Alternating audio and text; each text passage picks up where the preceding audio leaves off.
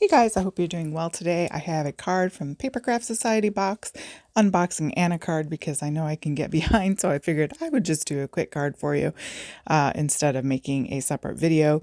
This is box number 41 with Chloe's Creative Cards, and the first time I think we've had her in the Papercraft Society boxes. She's kind of known for her flowers and sparkly things, so got the envelope there and the contents. There's the stamp set with lots of flowers and leaves and some sentiments, so great all-around product to have in your stash. Coordinating dies, some borders there, leaves, scalloped thingamabobbers.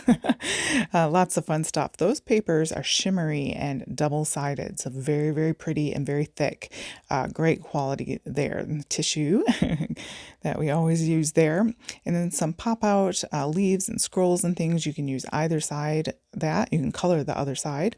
Some organza ribbon, some tiny little embossing folders that are really cute there to make some extra texture, and some sequins and butterflies and lots of springy, shiny goodness there. So those are the, and the glitter in the book there. So those are the contents of the box. I'm going to go ahead and use some watercolor paper from my stash this time because I have some, I think it's called Bee watercolor paper from Joann Fabrics. Not a big fan, so I'm trying to use it up with cards. I think is the best way to do it. So I'm just going to kind of make a watercolor background here. Just getting out my watercolors and a brush and just kind of keeping it simple, choosing colors that work well together so that we don't make mud. So I'm going for some blues and purples and that sort of look there. And so what I'm doing is just creating half of this watercolor paper to have something to die cut, stamp and die cut my flower pieces on from the box. And love that purple.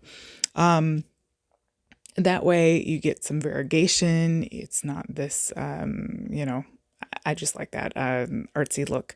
Drying that with the heat tool there, moving that purple around a little bit. And there was a lot of water on this paper. It's not very absorbent, not a fan.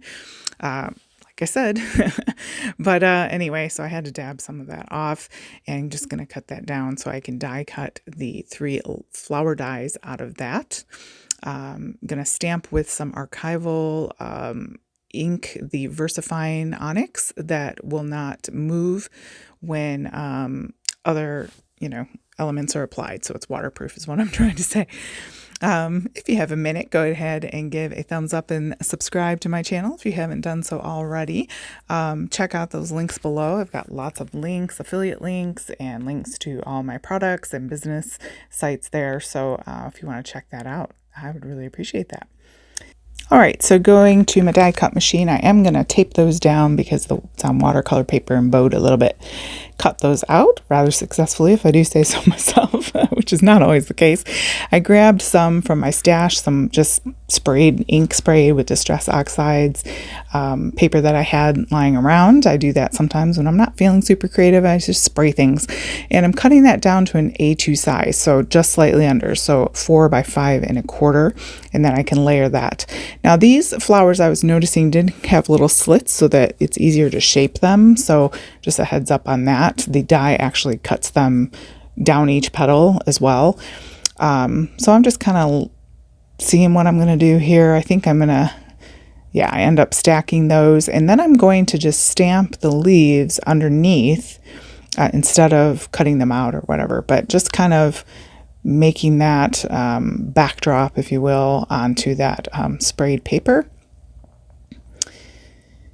Just kind of getting it around in a swirl there so it looks nice and balanced. And then the sentiment says happy birthday. I'm going to stamp that on there as well.